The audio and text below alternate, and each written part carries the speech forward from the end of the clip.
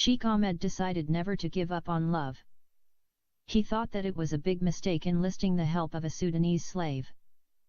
In order to avenge this matter and punish the Sudanese boy, he had to return back to his old partner in crime if he ever wanted to find his beloved Rayhana. Muhammad Khan, his former chauffeur, would be his savior and last resort. Besides, he was unable to find any travel agency willing to purchase his visas. After much thought and nagging suspicions of Babakir double-crossing him and stealing Rayhana's visas, tickets, and money, Sheikh Ahmed contacted his former Indian consort and apologized to him. Then, he told him how the Sudanese boy had cheated him and stole his Indian maidservant's money, visas, and tickets. In order to hide his attempts to maneuver his own outcome and failing, he claimed that Babakir was the one who had phoned him and told him he could find Rayhana Khan and process her travel papers. Muhammad Khan promised to find Rayhana and reprocess her papers and get her on her way to her rightful benefactor as soon as possible. He swore by Allah he would seek revenge for this miscarriage of justice, and the black Negro would be hauled away to jail and never again see the light of day. Sheikh Ahmed thanked his former car driver immensely over and over again before he hung up the phone. Muhammad Khan was so happy he thought he had died and gone to heaven and enjoying the 72 virgins. His wealthy Saudi client was returning to him, which made him see dollar signs and rupees in his near future. The first big business deal between the two evil characters took place shortly after that and involved a huge recruitment of nurses to the Kingdom of Saudi Arabia. The Saudi Ministry of Health decided to change its methods in acquiring medical staff or nurses in particular. In the past, the ministry used to solicit foreign nurses from Western countries such as USA, UK, Canada, and Australia. The Western nurses demanded far more wages than the doctors who came from the poor Arab countries like Egypt, Lebanon, Jordan, and Sudan. The white nurses knew their rights and constantly came up with new demands, wanting access to the same facilities and accommodations as doctors and demanding extra holidays and pay, less workload, etc. Consequently, the Saudi Ministry of Health stopped recruiting nurses from the West and began to bring Arab nurses from the above-mentioned poor Arab countries. Experience proved that the Arab nurses were not very qualified or hard-working. Many patients complained that the Arab nurses were mean and treated them with disrespect and sometimes abused them. Accordingly, when it became impractical to employ nurses from the Western countries as well as the Arab countries, the Ministry of Health decided to hire nurses from India. The pilot study showed that the Indian nurses were qualified, caring, and hard-working, and very cheap to employ. In India, the nurses had to be female. No man was allowed to work as a nurse. Indians believed that the nurse had to be loving, caring, patient, pleasing, good-looking, and very kind. According to them, all those virtues combined together could only be found in a female. Sheikh Ahmed got the contract from the Saudi Ministry of Health. According to the contract, he had to hire 550 qualified and experienced Indian nurses. The ministry would send its own employees along with the contractor to interview the candidates. Sheikh Ahmed got the contract about the time he resumed his business with Muhammad Tours and Travels. The wealthy old Saudi assigned the contract to his former car driver. Besides the contract, Muhammad Khan was assigned the task of finding and processing Rayhana's travel papers. As a matter of fact, Sheikh Ahmed gave his Indian pander 3 important assignments: find his most beloved maidservant, make preparation for the recruitment of 550 nursing candidates, and provide a young beautiful Indian damsel for entertainment at his hotel. Muhammad Khan was also another procurer for the wealthy old Saudi. In the past, he sent 2 of his female employees to entertain him in his room at the 5-star hotel, the Taj Mahal. Sheikh Ahmed wasn't pleased by the 2 female employees. The first female employee sent to sleep with the rich Arab was Ruxana. Sheikh Ahmed did not like Ruxana. She had a good-looking face but a very skinny body. As an Arab man, a large backside and a big body were very essential requirements in a female. Ruxana was lacking in these feminine qualities. The second female employee sent to the Arab man was Tahira. Sheikh Ahmed wasn't pleased with Tahira either. She had the requisite large rear end and buxom body but was lacking in the face department. Wherefore, the next time Sheikh Ahmed gave exact specifications as to what a proper female should possess in order to satisfy him. He said to Muhammad, his services as a pimp were deficient considering the money he had paid him. He wanted a female employee who had Ruxana's face and Tahira's body. Sheikh Ahmed could easily find a girl among Koleba's hundreds of call girls and prostitutes who would have been 100 times more beautiful than the female employees of Muhammad Khan.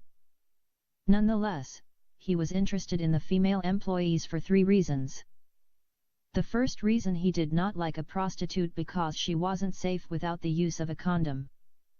He hated condoms. The second reason, he did not like having sex with an ordinary girl who had already been used and shared by hundreds of men. He liked a virgin or one who was close to showroom status.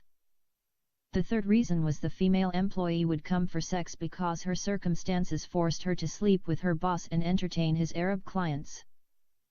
The Saudi man loved to have sex with a girl who resisted him. It was an acquired taste, developed over a long period of time with his former Pakistani, Filipino and Indonesian maidservants. When the old Saudi man demanded that his next female entertainer possess the face of Ruxana and the body of Tahira, his Indian Dalal, Muhammad Khan decided to employ a new girl to meet those requirements. He advertised in the local paper and paid for a spot on the public information station the need for a clerk with specific qualities and qualifications. He did not entirely list all the requirements but encouraged all interested applicants to come in person and find out what the travel agency wanted in the new female employee. He stated a generous salary that was 2 times more than what he was paying his other female employees. When his female employees saw the advertisement on the local TV station, radio, and in the newspapers, they objected and demanded a raise in salary. He rejected their demands and told each girl if she wanted a raise in pay then she could quit her job, go to another travel agency and seek higher pay. Not one of the girls quit her job or dared to open her mouth again. Nevertheless, one of his employees decided to take advantage of the new offer. He was the only employee who did not object to the high salary that was offered to the new candidate because he was a male. By then the travel agency had only 1 male employee remaining. The other 2 male employees were falsely accused and thrown behind bars. Jamal Khan was arrested and later tried, convicted, and sentenced to 15 years imprisonment. Babakir al-Awar likewise was also falsely accused, arrested, and waiting for trial. The Sudanese boy was looking at a life sentence of up to 19 years in prison if he was convicted by Bombay Superior Court. The only remaining male employee was Javed Sheikh. When Javed came to know that his workplace was offering a job with a higher salary, he informed his sister and encouraged her to come and apply in person. His sister was 19 years old. Her name was Zareen Sheikh. She was a very beautiful girl. When Zareen presented herself for the job, she got hired on the spot. Muhammad employed Javed's sister because she met the specified requirements of the old Saudi exceedingly. The lowly Muhammad of the brothel keeper picked up his phone and called his Saudi client. He told him that he found a girl for him who was extremely beautiful and a virgin too. Yes, the girl was extremely beautiful, but how did the slimy worm know that she was a virgin? Muhammad Khan was a Muslim and he knew a Muslim man's mentality when it came to women. Virginity is a very important asset to an Arab man. That is why their prophet promised them that each one of them was going to get 72 beautiful female virgins in paradise. According to the Prophet Muhammad, the virgins of paradise were going to remain virgins forever. How could a virgin remain a virgin forever after deflowering? Let's see how the Prophet of Islam solved that riddle. The Prophet was asked, "Do we have sex in paradise?" He answered, "Yes, by him who holds my soul in his hand, and it will be done daman, that is the intercourse done with such shove and disturbance. And when it is finished she will return pure and virgin again." Hacked and Newton 1996, page 17. According to this hadith, Allah will either stitch up the virgin's vagina after each time she is penetrated by a male's penis, or He will recreate a new hymen and insert it in her privates. If you ask a Muslim this question, he will answer, Allah knows what He is going to do, and what Allah does is the best. The number of those perpetual virgins of paradise differed from one hadith to another. In one hadith, the Prophet Muhammad said they are 72, and in another hadith the number was increased into the thousands. Again, only Allah knows their actual number. It all depends on His mood and the number of His faithful who blow their bodies up and die as martyrs. About the martyr, the Messenger of Allah said, upon him blessings and peace, he, the martyr, shall be coupled with 72 spouses from the wide-eyed maidens of paradise, reported by Ahmed and Al-Tirmizi. This hadith said the martyr shall get 72 virgins. Yet, in another hadith Muhammad changed his mind and put the number of the virgins in thousands. The Messenger of Allah said, upon him blessings and peace, every man from the people of paradise shall be married off to 4,000 virgins, 8,000 slave girls, and 100 wide-eyed maidens of paradise. They shall all meet him within every 7 days.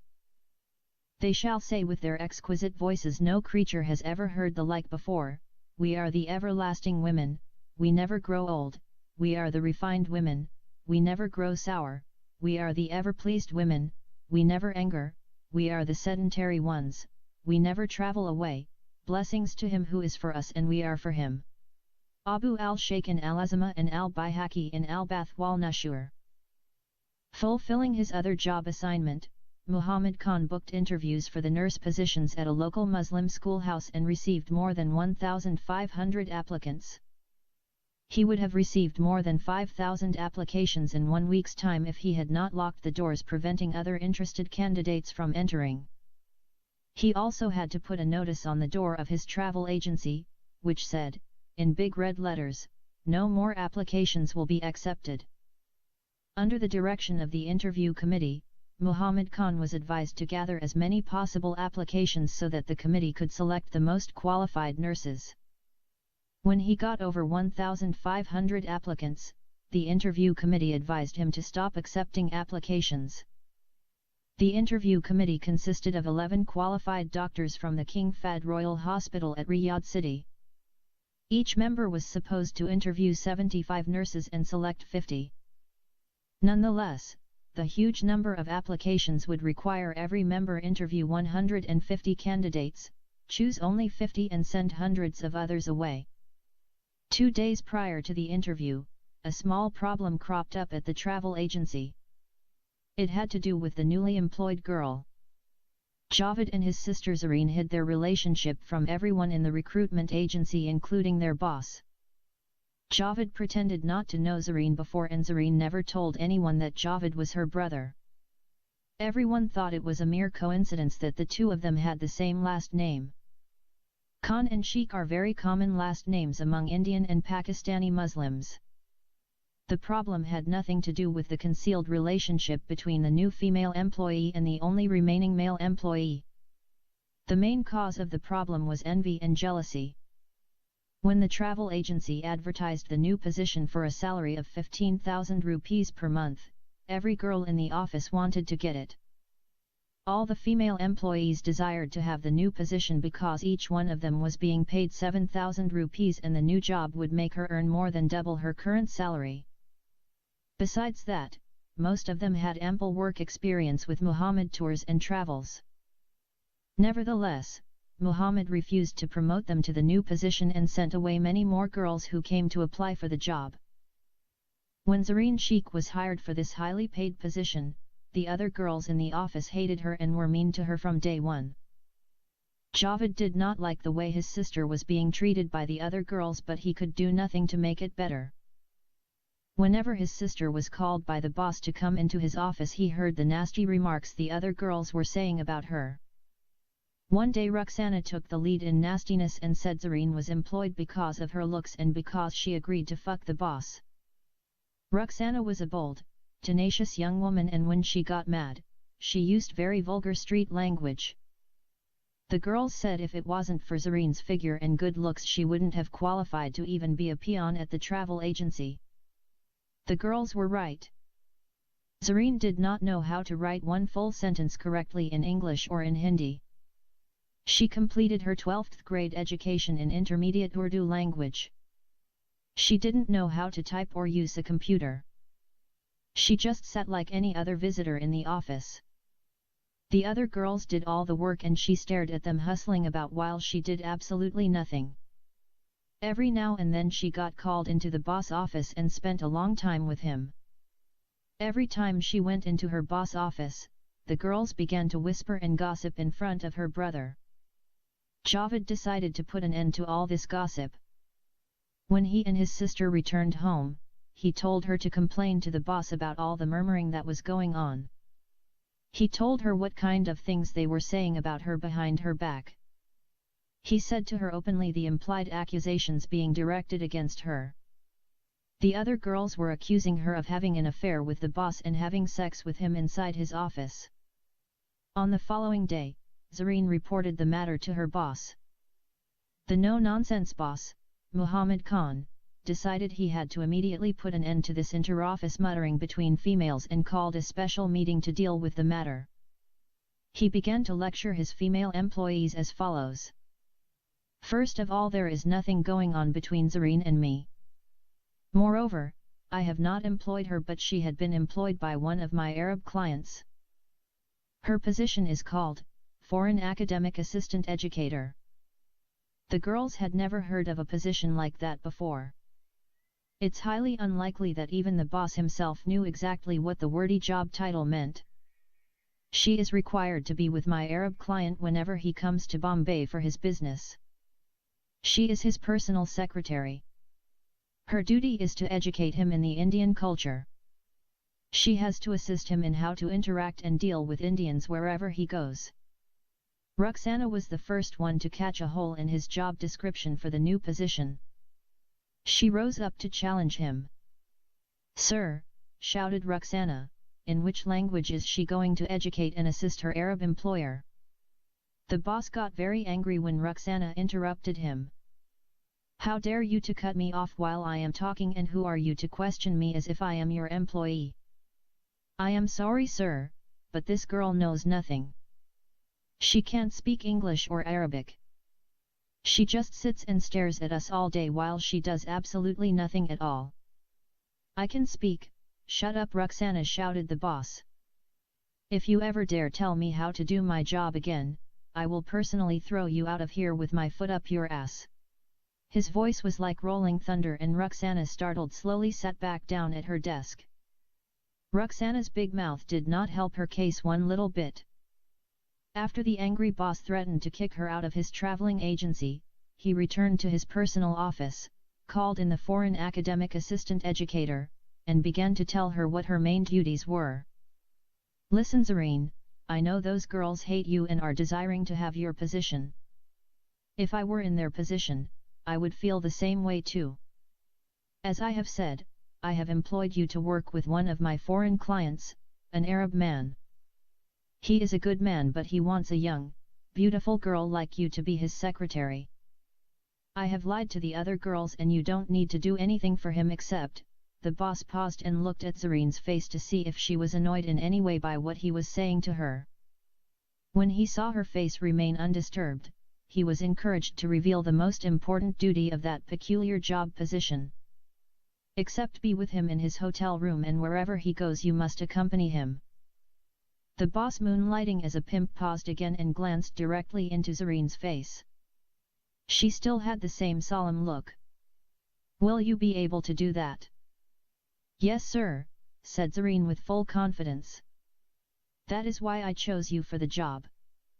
Okay, since you are a very understanding girl, I would like to tell you a little more about your duty.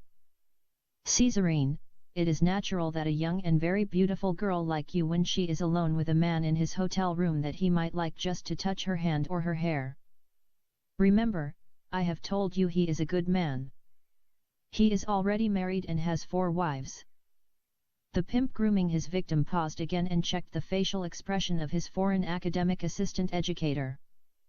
She did not seem to be disturbed in appearance. Maybe, but I am not sure of what else he might require you to do, but maybe he might just want to give you a fatherly kiss or a hug. The calculating deceitful manipulator paused once more, but this time looked away from Zareen, worried that she might start to object. Her lack of concern or objection assured him she was still accepting of her job duties. Out of envy, he decided to cause a roadblock and reserve one duty for himself. Never allow him to have sex with you. If he gives you $1 million, don't ever allow him to sleep with you. Okay, sir.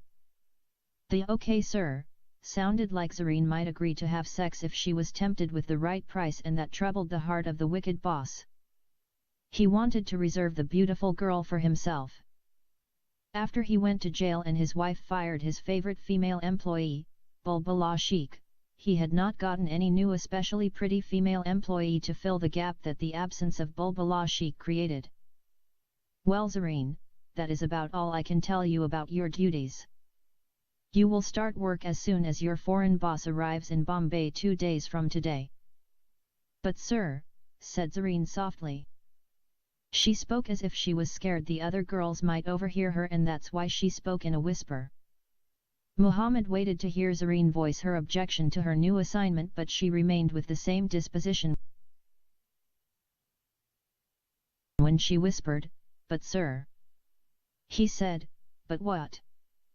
"But sir, do I need to tell my family I am going to sleep with my foreign boss in his hotel room when he comes in 2 days?"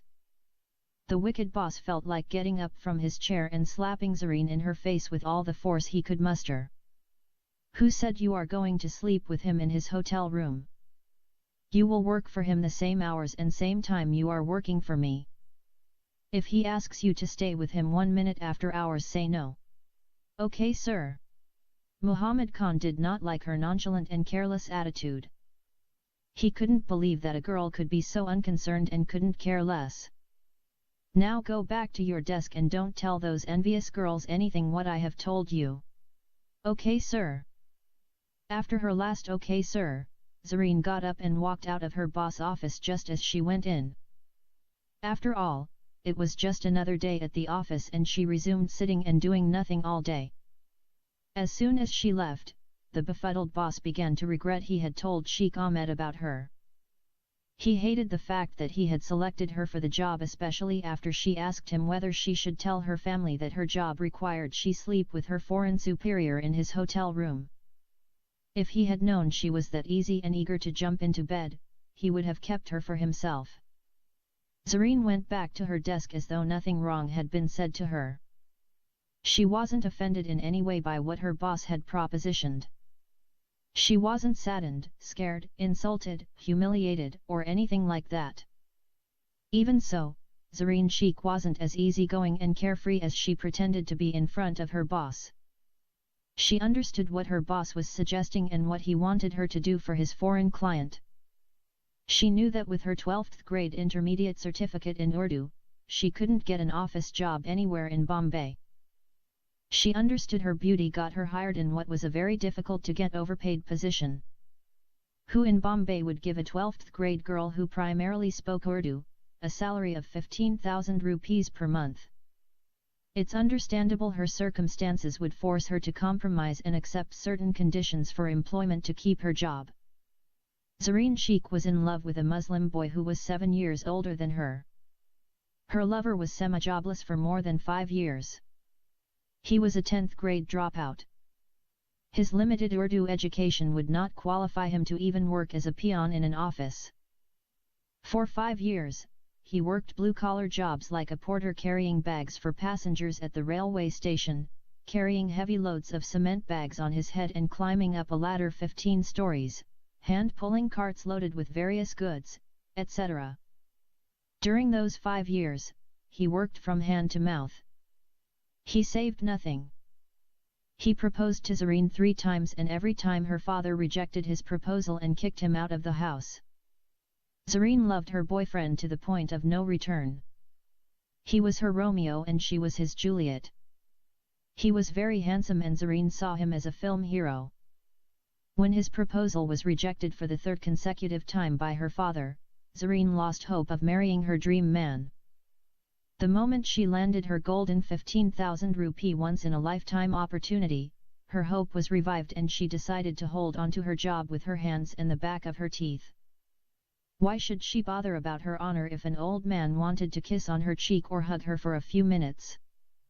Even if he demanded more than that, she would tolerate it until she could find a way to be with her lover. She believed her new job could help her get a visa to a rich Arab country and then she could take her dream man with her and live happily ever after. Every Indian wants to go to one of the OPEC countries, the Organization of Arab Petroleum Exporting Countries, or immigrate to a Western country. Some people sold their houses in order to purchase visas to an OPEC country or paid huge lump sums of cash to travel agencies to obtain immigration visas to the United States of America, Australia, or Canada.